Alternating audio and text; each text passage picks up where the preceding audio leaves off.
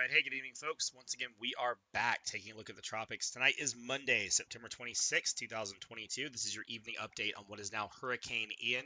Ian is approaching the western peninsula, the western coast of Cuba, and still is expected to impact Florida significantly throughout this week as a strong hurricane. This is your evening update video. I promised I'd get y'all one out. It is later than it should be. My day was hectic. I apologize, but I am cleared schedule the rest of the week. We're going to be tracking this every step of the way throughout landfall. We'll have all sorts of updates on the page. We are officially locked in over here, so it is time to get going. I do have storm prep stuff to do myself. I live in Northeast Florida, so I got to weave that in, but we're going to be much more available than we were over the last 2 or 3 days. So first couple minutes of this video, a quick update on Ian, and then we are going to roll into some Northeast Florida stuff in the last couple minutes of the video. So I'm going to try to keep this as brief as I can, but we got a lot to get to, so let's not waste any time. This is the latest from the National Hurricane Center as of 8 p.m. We're recording a little bit before 10 o'clock, but unfortunately, by the time I record this, the 11 p.m. will be out. We may see some shifts. We'll talk about that in a second. This is the latest forecast cone. You can see the state of Florida is lit up like a Christmas tree. We have tropical storm watches, tropical storm warnings, hurricane watches, hurricane warnings. I'm not going to try to go into every one of these. The main thing is the dry tortugas and the section of the western Florida coast around the Tampa Bay region and areas just south are under a hurricane warning. That is, hurricane conditions are expected within the next 36 hours. Hurricane watches are up from most of the western coast of Florida. Tropical storm warnings are up for Southwest Florida and the Florida Keys for the most part, and tropical storm watches are up for parts of the Big Bend and most of the east coast of Florida. And although these lines are drawn on the coast, these watches do encompass the inland counties as well. Ian will be a very large reaching storm. It will not just be a storm for Tampa Bay. It will not just be a storm for Sarasota. It will be a storm for the entire Florida peninsula. Everyone's getting something from Ian. It's just the way it is. You can see the Hurricane Center's forecast track is continuing to show Ian bending up to the northwest tonight, recurving to the northeast tomorrow, and then beginning to slow down and weaken a little bit as it approaches the Tampa Bay area. Now, there is still play in this track. We are still looking at some potential changes. The evening European model run at 18Z shifted further south and east again. It is now showing Ian potentially coming in on the southern side of this cone. Just a reminder, when you look at this cone, this is anywhere the eye of the hurricane can pass. It does not show impacts, and it does not show exact size of the storm. It only shows where the eye may pass. Ian's going to be a big, powerful hurricane. So it very well may still track on the east side of this cone, south of Tampa, or it may track to the west of the cone, stay a little bit further offshore, and it may careen right into the Tampa Bay region.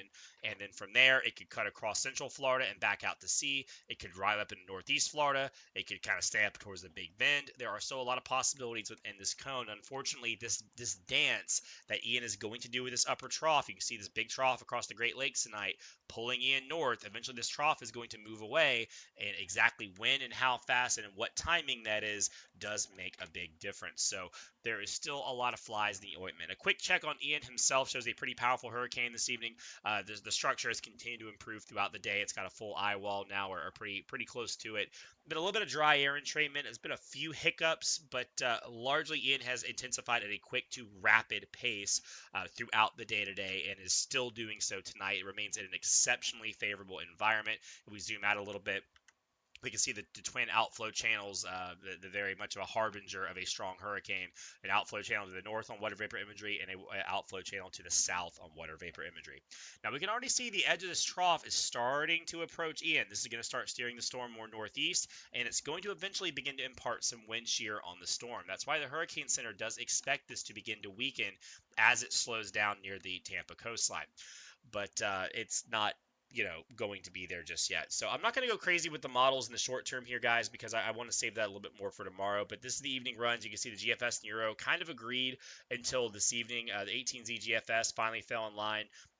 Bottoms Ian out right around Category 4 intensity, and then starts to bring it back up as it approaches the Tampa Bay coast, but then it begins to slow down dramatically as we go into the day. This is most of the day on Wednesday, most of the day Thursday. The storm is just crawling towards the coast, and then eventually moves inland and begins to weaken as it pulls away. Now, the GFS shows that kind of riding up the I-4 corridor, going into southeast Georgia.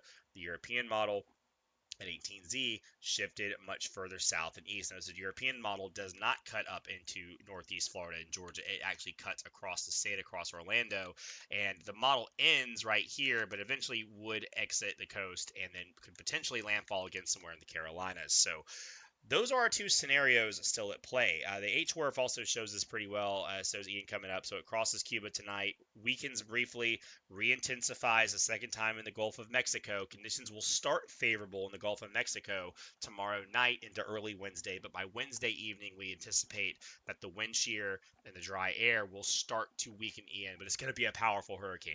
That's a lot of hurricane to spin down. It doesn't just spin down in a couple hours. I mean, HWRF bobs out about 941, which is pretty believable, and then still brings this really strong hurricane into near Tampa. The last thing I'll say for the general update this evening is two things. Number one, the European model shift is significant in 18Z, but we have to watch this from more than one run. 18Z and 06Z runs on models cannot be fully trusted. If the 0Z Euro is still staying down and east, we may got something to talk about. Let's not until we see that, though. I don't think the Hurricane Center is going to dramatically shift their track at 11. I think if they do, it's going to be more at like 5 a.m. or tomorrow. But everyone along the west coast of Florida, from Tampa, points north, points south, and the peninsula as a whole, needs to be expecting serious impacts from Ian starting on Wednesday, really even Tuesday night in some locations, but really Wednesday, Thursday, Friday, and even potentially into Saturday. And the impact to Tampa Bay that this could bring could be historic. Tampa Bay has not had a major hurricane in 101 years. It was 1921 the last time a major hurricane hit Tampa Bay. And that was a Category 3. This is going to be a Category 4 trying to weaken, but it's going to be parked off the coast. And when you park the storm off the coast, that water surge is a relentless onslaught. You're talking 15 plus inches of rain. You're talking about 5 to 10 foot of storm surge, probably even more than that locally in the Tampa Bay. It's going to be a devastating hit to Tampa Bay if these forecasts verify. But again, Ian could wind up traveling a little further west and offshore, which could change impacts. It could also cut in south and go into the more Inglewood or so area and maybe cut under Tampa Bay, which would change your storm surge impacts considerably. So that's what I got for you guys on the large scale update. I want to zoom into Northeast Florida a little bit this evening and just show some impact related stuff. We're going to start with the National Weather Service briefing on Ian. This is at weather.gov. You just top left corner, put in your zip code or Jacksonville or wherever you live, and they'll have a brief at the top of the page. You can click on that. Shows you some of the impacts. Basically, right now, the biggest thing we're watching for, we have a lot of tropical storm watches and warnings up for our area. These will likely spread more inland. Technically, some of the inland counties are not under one yet. They very well might be by tomorrow morning. They show the latest cone, moderate rainfall, or moderate risk of excessive rainfall. There's a big threat of tidal flooding.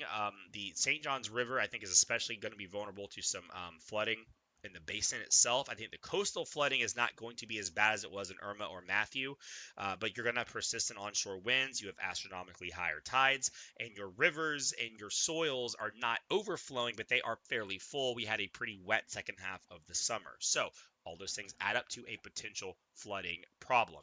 I think the St. Johns River Basin is already backed up due to the astronomically high tides, and you're going to put a bunch of water in it, and you're going to have a persistent onshore flow that won't let that water out. I think the threat for flooding along the St. Johns River is going to be comparable to what we saw with Irma or Matthew, but I think the coastal flooding on the other side is actually going to probably be a little bit less. But Hurricane Center still has 3 to 6 foot of storm surge for our area at least, so please keep that in mind. Let's go over to the regional impacts chart that they have, and this is the latest that the National Weather Service has for our area. So, again, Jacksonville is right here. You can see 295 corridor. Give you a quick bearings about where you are. This is the latest that they have for the wind threat. They believe the wind gust can be in the 39 to 57 mile an hour range. So the upper, getting into that mid-level of tropical storm force winds, especially in gusts. I think that's kind of what it looks like for our area. Timing, I'm not going to try to talk timing yet, but I'm going to say when Ian starts getting bad, we're going to have bands that have these heavier winds in them, the heavier rain in them, and then it'll probably slack off, and it'll pick back up, and it'll slack off. This is going to be kind of a marathon. It's going to start probably Wednesday night or early Thursday and last to a lot of Friday, potentially even into Saturday morning, depending on what kind of track it takes. So This is not going to be a wham bam, one and done, couple hour type hurricane. This is going to be one of those endless punching hurricanes um, that are going to be moving slow and be a real pain for us.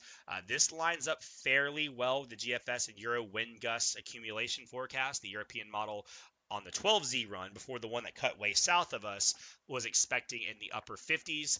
The GFS forecasting upper 40s, take a blend 45, 55. I would lean high right now because, again, if Ian winds up coming up something like this to our area and the core passes close by, you're on the right side. You're going to get some pretty gusty winds. Again, it's a lot of hurricane to wind down. It doesn't just wind down as soon as it gets on land. It will be weakening as it approaches our area. It will not be a category 4 or even a category 3 or 2 probably, but it's still going to be able to bring some pretty significant impact if it cuts up our direction. If this thing winds up cutting way south of us, it cuts through Tampa, Orlando, or even further south than that, our forecasts will dramatically change. I'm not going to say they are tonight. Just keep in the back of your mind, this could adjust a little bit up or dramatically down. I'll go back to the impacts chart. Storm surge strat again, 3 to 6 feet or 1 to 3 feet on this graphic, but really 3 to 6 is kind of what you're looking at. And I think the St. Johns River Basin has a more elevated flooding concern than the coastline does, so keep that in mind. We have flooding rain threat as well. They have a potential for major flooding rain. This is going to be definitely a high impact rainfall event. The different rainfall forecasts are still coming in, but we expect 10 to 15 inches of rain. And when you have tropical storm conditions, we have tropical storm setup like this, and you have this kind of mingling cold front that's going to be sort of hanging out as Ian approaches, locally you can be higher. So if I tell you the rainfall forecast is 10 to 15 feet, somebody needs to expect 25 inches of rain. No one will probably actually get that much rain, but expect at least 20 is what you could actually reasonably expect in a worst case scenario. Sometimes the bands just pick you and crap on you more than everybody else, and it's up to the weather gods and whatever they want to do.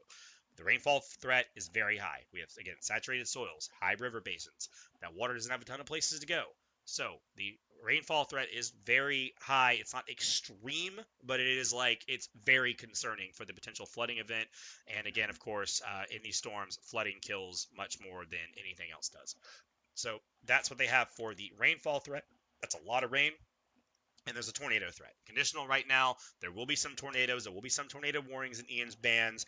I don't see anything that screams like significant, crazy tornado outbreak, unusual tornado outbreak, but tropical systems all bring the threat of tornadoes with them, and Ian will be no different. So that's the latest I have for Northeast Florida. I will be back in the morning with a little bit more comprehensive look, a little bit more in detail, and we'll get a better sense of what's going on, and we'll see if that eastward trend, that southeast hook, the Euro's trying to sell us on. If we start biting, we'll have more on that tomorrow. So just stay tuned on that. And that's what I got for you guys tonight. I'm sorry the video is so late, but it is best I could do. I will have more for you guys tomorrow. And then, like I said, schedule's cleared. We're all systems on in until the landfall and beyond. So appreciate you guys being here. I appreciate you watching the videos. Got any questions, let me know in the comment section here on Facebook, but I will do my best to get back with you. And again, as always, thanks for watching and have a good one.